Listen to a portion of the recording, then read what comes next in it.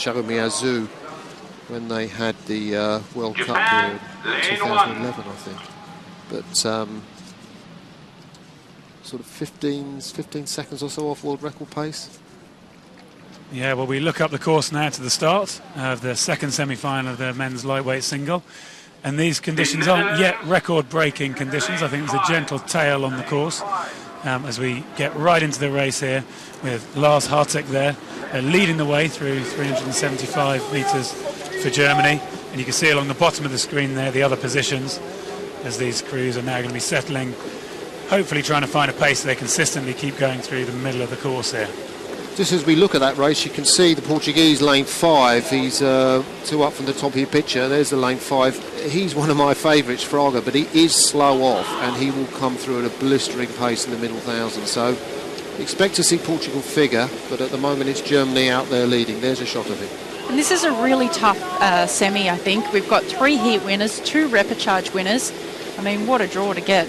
But out in front, as I think we'd expect, in this early stage, the German Sculler. He rode in the lightweight men's double for the last few years, including winning silver at the European Championships earlier this year, and just being nudged out of that boat and finding himself in the non-Olympic class, the lightweight men's single scull. But looking pretty comfortable. They're in the lead at this early stage, but it is so early. Yeah, it's interesting. The German lightweight men's double is storming. They won a fantastic quarter-final yesterday, Moose and Osborne, and really been too hot for the place for Lars Hartig, the Friedrichstadter Rue de Gesellschaftssculler, to get into that boat. So he now finds himself in a non-Olympic event, lightweight men's single. But there's a move from Babic on the far side, Greg. Yeah, it's interesting. Babic seems to spend more time looking at the side of his boat than he does looking down his lane. At least for him, all the competition is to his left.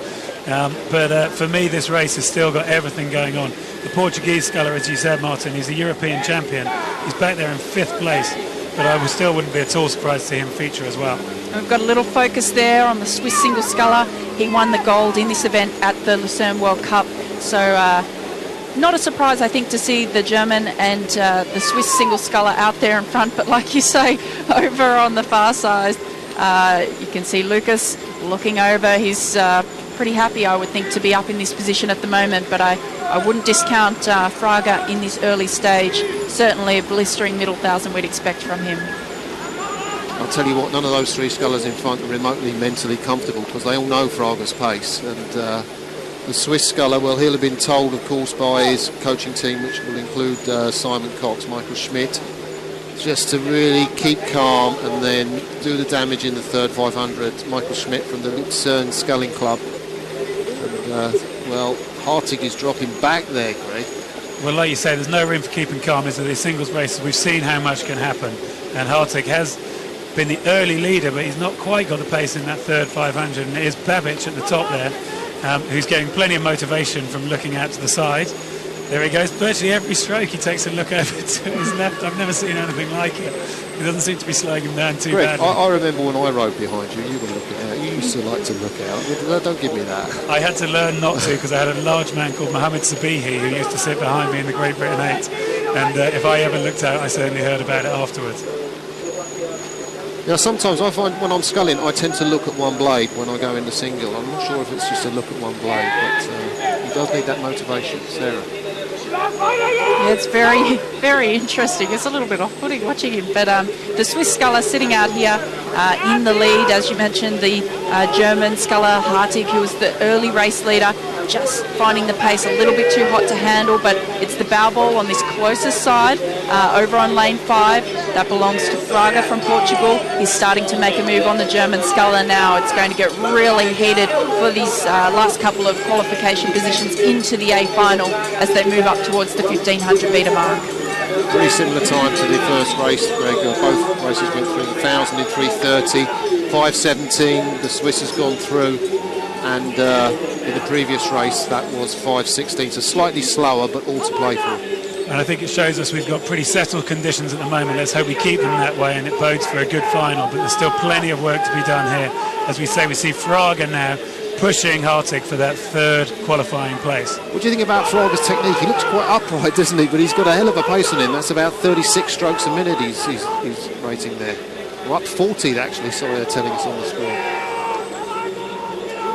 Yeah, it really looks like he blasts it with his body. We've got a more pressed through sort of style here from the Swiss sculler, that he connects his body, although it's still quite upright, and then rocks it through. The German sculler, we see more lean back, more in the shoulders there, but now it's time to get the stroke rate up. He maybe don't want so much shoulders, as we see from Fraga getting the rate up. And I think this is everyone's worst nightmare in a semi-final, that the team down in 4th position starts to come up, and then it brings everyone through with them, and that's exactly what we've got here. We've got 3 scullers locked together for 2nd place. We've got the Swiss sculler, he's holding on ever so slightly, half a length up, but look at the lift in Fraga's shoulders. He's fighting for this now. He's going, he's made his move, and the German sculler finding it just too hot to handle. Yeah, but he's going moved up into 2nd. He's going through Babbage on the far side, Sarah. Babbage will be able to see what's going on, because he's still looking every stroke. For me, if he just looked down his boat, put his head down, did 10 massive strokes, he might make it in front. What a finish from Lars Hartig, though. He's holding Fraga off. What a close finish. Look how Hartig has found some more at the end there, and it is Swiss, the German. Oh. Again, we're just going to have to wait. Fraga was looking so strong there, powering through, but was he the one that missed out?